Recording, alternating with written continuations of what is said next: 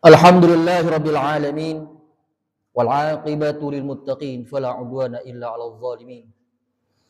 Wassalatu wassalamu ala Rasulillah sayyidil bashariyah wa ustadzil insaniyah wa ala alihi wa sahabatihi man ihtada bi sunnatihi wa da'a bi da'watihi ila yaumiddin. Asyhadu an la ilaha illallah wa asyhadu anna sayyidana Muhammadan abduhu wa rasuluh wa safiyyu wa khaliluh. Ballaghur risalah wa addal amanah wa nasahal ummah wa kashafal ghummah wa jahada fi sabilillahi haqqal jihadi amma ba'du. Fa ya ibadallah usikum wa nafsiyal muznibata bi taqwallahi wa ta'ati faqad fazal muttaqun. Faqad qala ta'ala fi muhkami tanzilih ba'da qawli a'udzu billahi minasy syaithanir rajim.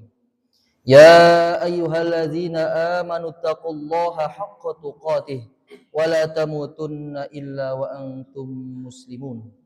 Wa qala aidan fi ayatin ukhra, ya ayyuhalladzina amanu taqullaha wa qulu qawlan sadida yuslih lakum a'malakum wa yaghfir lakum dhunubakum wa may yuti'illaha wa rasulahu faqad faza fawzan 'azima. Ma'asyiral muslimin wa zumratal mu'minin rahimakumullah. Hari ini adalah tanggal 27 Rajab, yang mana sebagian besar umat Islam merayakan atau memperingati sebuah sejarah besar yang dikisahkan dalam Al-Quran, yang diceritakan dalam hadis, yaitu kisah Isra wal Mi'raj. Dalam rangka mengingatkan sebuah kejadian besar, penting kita sebagai umat Islam untuk mengenang, untuk membahas, untuk menceritakan kisah-kisah yang telah terjadi terdahulu, agar kita dapat mengenang dan mengambil pelajaran dari kisah-kisah yang terjadi dalam perjalanan Islam di atas muka bumi ini. Sebagaimana Allah Subhanahu wa taala berfirman, "Wa kullan naqussu 'alaika min amba'ir rusul linusabbita bihi fuadak." Allah berfirman, dan semua aku kisahkan kepadamu, kata Allah dalam Al-Qur'an, min amba'ir rusul, dari kisah-kisah para nabi. Apa tujuannya? Linusabbita bihi fuadak, agar dengan kisah-kisah itulah hatimu semakin kuat, imanmu semakin tebal. Artinya kita yang mempelajari Al-Quran, kita yang membaca Al-Quran, selain ada hukum-hukum fikih, ada hukum tauhid, juga terdapat kisah-kisah dalam Al-Quran yang disebutkan Allah Subhanahu wa taala, baik kisah para nabi, atau kisah orang-orang yang zalim, atau kisah-kisah para wali Allah, atau kisah-kisah orang-orang yang mengaku sebagai Tuhan. Apa kata Allah? Fungsi dan tujuan disebutkan kisah-kisah itu dalam Al-Quran. Linusabbita bihi fuadak, agar hatimu wahai Muhammad itu lebih kuat dan lebih tebal imannya. Maka berlandaskan ayat ini tidak salah dan tidak keliru kalau mungkin ada sebagian orang yang masih menjadikan momentum sejarah keislaman itu sebagai suatu hari diperingatkan, sebagai hari yang diperingati, peringatan Isra Mi'raj. Agar apa? Dengan itu kita dapat tahu apa sih kisah yang terjadi, hukum apa yang disyariatkan, apa hikmah yang ada dalam kisah-kisah itu. Ma'asyiral muslimin wa zumratal mu'minin rahimakumullah. Seorang nabi kekasih Allah yang tidak ada dosa, yang imannya terus naik, tapi Allah membutuhkan sebuah kisah untuk menguatkan hati beliau dalam keimanan. Lalu bagaimana kita yang orang biasa? Kita yang masih banyak dosa, kita yang masih banyak alfa, maka kitalah yang lebih berhak, maka kitalah yang harusnya lebih mengingatkan tentang kisah-kisah itu agar keimanan kita terus bertambah. Ma'asyiral muslimin wa zumratal mu'min rahimakumullah. Banyak sekali kisah dalam Al-Quran Bahkan dalam hadis tentang perjalanan Isra Mi'raj Nabi Muhammad SAW yang mana tidak mungkin kita akan sebutkan dan bahas pada siang hari ini, tapi kita akan sedikit menceritakan dan mengambil pelajaran yang ada dalam kisah ini. Kalau kita buka lagi buku sejarah, Sirah Nabawiyah, terjadinya Isra Mi'raj itu sebelumnya didahului dengan sebuah keadaan yang sangat miris. Bahkan ulama sirah menyebutkan bahwasanya sebelum Isra Mi'raj terjadi itu dinamakan namanya Yaumul Huzn. Apa Yaumul Huzn? Yaitu tahun kesedihan. Bagi siapa? Bagi Nabi Muhammad SAW. Mengapa? Karena pada tahun itu dua sosok yang beliau cintai, dua sosok yang membantu beliau dalam dakwah dan politik, bahkan berdakwah, telah pulang ke rahmatullah atau telah meninggal. Siapa? Yaitu Khadijah, istri tercinta beliau, yang sebagai penopang perasaan beliau, emosional beliau dalam berdakwah. Istri yang sangat beliau cintai wafat pada tahun itu. Yang mana istri yang paling Rasul cintai daripada istri-istri yang lain. Bahkan suatu riwayat menyebutkan ketika Nabi Muhammad menceritakan Khadijah kepada istri-istri yang lain, Sayyidatuna Aisyah berkata, "Ya Rasulullah, seakan-akan di dunia ini tidak ada wanita selain Khadijah." Saking apa? Karena cintanya Rasulullah kepada Khadijah, sehingga beliau terus menyebutkan kebaikan-kebaikannya sampai kepada istri-istri beliau yang lain, sehingga timbullah kecemburuan di hati istri-istri yang lain. Ini bukti kecintaan beliau, bagaimana istri yang beliau cintai, yang membantu dakwah beliau dari nol, yang berjuang harta, tenaga, pikiran, meninggal. Itu suatu pukulan besar bagi Rasulullah SAW. Ditambah lagi pada tahun itu pula meninggal sosok yang menjadi pelindung beliau dalam berdakwah, yaitu Abu Thalib, paman beliau. Sosok yang mendukung beliau dalam aspek sosial, bahkan dalam politik dan sebagainya macam.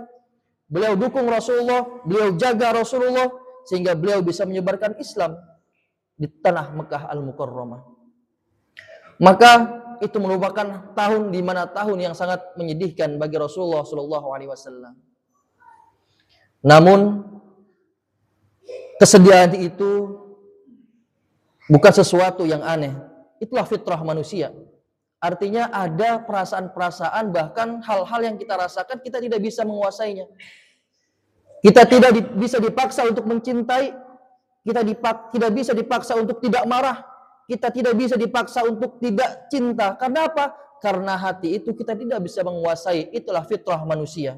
Maka wajar Rasulullah sebagai manusia juga punya rasa sedih ketika tinggal oleh orang-orang yang dicintai. Maka kesedihan itu bukan menyebabkan beliau menjadi galau, tidak. Apalagi sampai beliau lupa akan Tuhannya, tidak. Bahwasanya kesedihan itu mendekatkan beliau, menjadikan beliau hatinya lebih kuat, bahwasanya tidak ada sandaran terhadap manusia kecuali sandaran kepada Allah Subhanahu wa taala. Berkat kesabaran beliau, akhirnya apa? Allah memberikan hadiah yang sangat besar. Allah memberikan sebuah hadiah untuk melipur lara bagi beliau, yaitu perjalanan Isra dan Mi'raj. Ma'asyiral muslimin wa zumratal mu'min rahimakumullah. Panjang Al-Bukhari menceritakan dalam hadisnya. Dari mulai Masjidil Haram beliau ke Masjidil Aqsa, yang mana pada normalnya perjalanan dari Masjidil Haram ke Masjidil Aqsa itu 3 bulan. Tapi Rasulullah hanya semalam. Kemudian ketika sampai ke Masjidil Aqsa, beliau ikat buruk itu dan beliau menjadi imam di Masjidil Aqsa. Setelah itu beliau ditawarkan susu atau khamar, beliau memilih susu. Setelah sholat menjadi imam bagi para nabi, beliau langsung mi'raj, yaitu naik melewati berlapis-lapis langit yang Allah ciptakan. Mulai dari lapis pertama ketemu Nabi Adam, lapis kedua ketemu Nabi Isa, Nabi Yahya, lapis ketiga ketemu Nabi Yusuf, lapis keempat ketemu Nabi Harun, lapis kelima ketemu Nabi Sulaiman, dan seterusnya. Langit ke-6 ke Nabi Musa, dan langit ke-8 ke-7 ketemu Nabi Ibrahim alaihissalam. Lalu apa kata malaikat Jibril? Wahai Muhammad, sudah cukup. Aku tidak sanggup, aku tidak bisa untuk mengantarkan kamu ke Sidratul Muntaha untuk ketemu Allah. Apabila aku paksakan, maka aku akan hancur, karena ilah sebatasku sebagai malaikat. Subhanallah, malaikat Jibril, seorang panglimanya malaikat pun tidak sanggup untuk mengantar beliau menghadap Allah Subhanahu wa taala. Tapi beliau seorang manusia bisa menghadap Allah Subhanahu wa taala. Ini membuktikan apa? Bahwasanya Rasulullah lebih mulia daripada malaikat, bahkan sampai pun malaikat Jibril. Ketemulah kepada Allah Subhanahu wa taala, yang mana bertemu dengan Allah Subhanahu wa taala merupakan nikmat yang paling terbesar. Sampai ahlu surga pun, ketika ahlu surga sudah menikmati kenikmatan surga, dalam sebuah riwayat dari Abu Hurairah, Allah membuka hijab sehingga ahlu surga bisa melihat Allah Subhanahu wa taala. Setelah melihat Allah Subhanahu wa taala, ditanya kepada ahli surga, "Wahai ahli surga, bagaimana rasanya?" Apa kata ahli surga? "Demi Allah, nikmat di surga ini tidak ada apa-apanya dibanding dengan nikmat melihat Allah Subhanahu wa taala." Artinya cerita-cerita atau kisah-kisah surga dalam Al-Quran yang begitu nikmat, itu tidak sebanding dengan nikmat yang dirasakan orang ketika bertemu Allah Subhanahu wa taala. Dan itulah Rasulullah bertemu Allah Subhanahu wa taala birruhi wal jasad, dengan ruhnya dan tubuhnya. Singkat cerita, beliau diwajibkan oleh Allah Subhanahu wa taala salat 50 waktu. Beliau Nabi Muhammad dengan adabnya, dengan kesadaran dirinya, beliau menerima salat 50 waktu. Turunlah dia dari Sidratul Muntaha, bertemu Nabi Musa di langit ke-6. "Wahai Muhammad, apa yang diwajibkan Allah kepada umatmu?" "Wahai Musa, Allah memerintahkan umatku untuk sholat 50 waktu. Pergi, minta diskon. Saya yakin tidak mungkin umatmu sanggup. Saya, wahai Muhammad Musa, sebagai nabi bagi bangsa Israel lebih kuat daripada umatmu. Mereka pun tidak sanggup untuk menjalankan sholat yang begitu banyak. Minta keringanan pada Allah Subhanahu wa taala." Baik lagi Rasulullah ke hadapan Allah untuk minta keringanan. Baik lagi Rasulullah. Berapa Muhammad? 45, wahai Musa. Balik lagi, tetap tidak sanggup. Akhirnya apa? Sampai di titik di mana Allah mewajibkan sholat hanya 5 waktu. Dan itu pun Nabi Musa masih berkata, "Irji' ila rabbik." Pergi kembali kepada Tuhanmu, minta keringanan. Karena saya yakin umatmu pasti tidak sanggup dan banyak yang lalai. Sebagaimana umatku terjadi dengan umatku seperti itu. Apa kata Muhammad? "Ya Musa, aku malu terhadap Tuhanku. Sudah beberapa kali aku meminta keringanan." Akhirnya apa? Dengan itulah Allah mewajibkan umat Islam untuk melaksanakan sholat 1 hari 1 malam sebanyak 5 waktu. Tapi luar biasanya Allah, kasih sayangnya Allah kepada umat Islam, walaupun sholatnya 5 waktu, tapi ganjarannya 50 waktu. Apa? "Wa may ya'mal bil hasanati falahu asyru amsalihha." Orang yang melakukan 1 kebaikan, maka Allah akan lipat gandakan menjadi 10 kebaikan. 1 kebaikan Allah lipat gandakan 10 kebaikan. Maka seakan-akan apabila kita sholat 5 waktu dalam 1 hari 1 malam, seakan-akan kita telah sholat 50 waktu. Alhamdulillah, summa alhamdulillah. Ma'asyal muslimin wa zumratal mu'min rahimakumullah. Ulama menjelaskan pada bab ini bahwasanya ini bukan sebuah kengeyelan dari Nabi Musa. Walaupun bisa disebut ngeyel, tapi inilah barokahnya Nabi Musa. Mengapa? Karena berkat jasa beliau kita dapat ringankan sholatnya. Lalu pertanyaannya apa sih? Mengapa Nabi Musa seperti itu? Secara zahir beliau menyatakan umatmu tidak sanggup. Tapi ada ada sebuah rahasia besar. Ulama mengatakan ketika Nabi Muhammad datang dari Sidratul Muntaha bertemu Allah Subhanahu wa taala, beliau datang dengan cahaya yang sangat indah.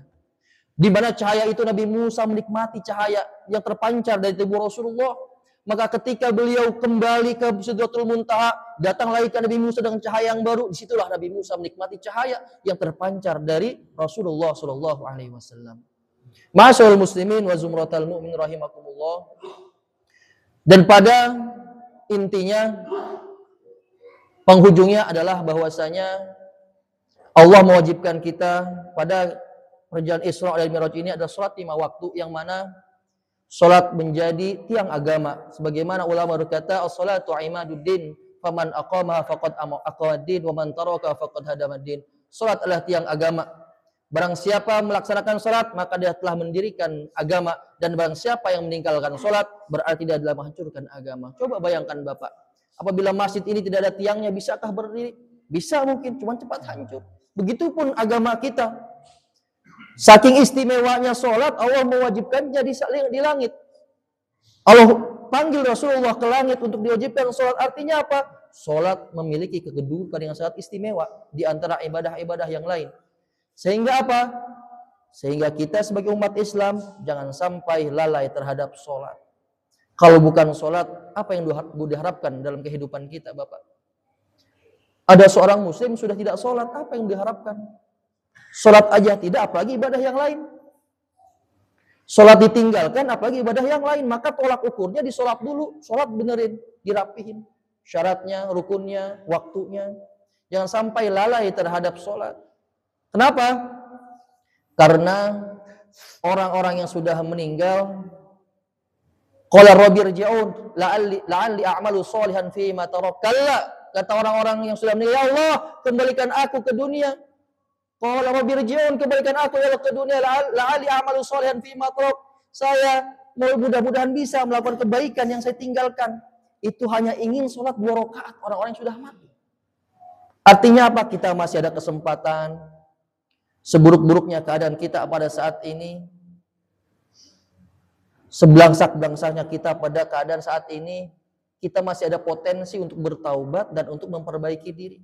Sebelum ajal tiba, sebelum kita meninggal, sudah ada kesempatan. Maka Bapak, yuk sama-sama, saya berwasiat kepada diri saya sendiri khususnya, dan kepada jamaah sekalian, lewat kisah Isra Mi'raj ini, yuk kita sama-sama terus menjaga sholat sebagai amal ibadah kita di akhirat nanti. Tolak ukurnya sholat, kalau orang tidak sholat, apa yang akan diharapkan di akhirat nanti? Orang tidak sholat, jangan diharapkan ibadah lain dilaksanakan. Maka dari itu saudara, ketika kita sudah menjalankan sholat, maka jalankanlah yang benar. Apabila kita belum sholatnya belum benar, maka benarkanlah sholat. Kalau kita sudah sering sholat, maka perbaikilah sholatnya dengan syarat dan rukun yang terpenuhi. Inna sholata tanha anil fahsyai wal munkar, kata Allah. Sehingga sholat itu mencegah dari perbuatan keji dan munkar. Barakallahu li wa lakum fil Qur'anil azim wa nafa'ani wa iyyakum bima fihi minal ayati wa dzikril hakim. Aqulu qawli hadza wa astaghfirullah li wa lakum wa lisairil muslimina wal muslimat wal mu'minina wal mu'minat fastaghfiruh innahu huwal ghafurur rahim.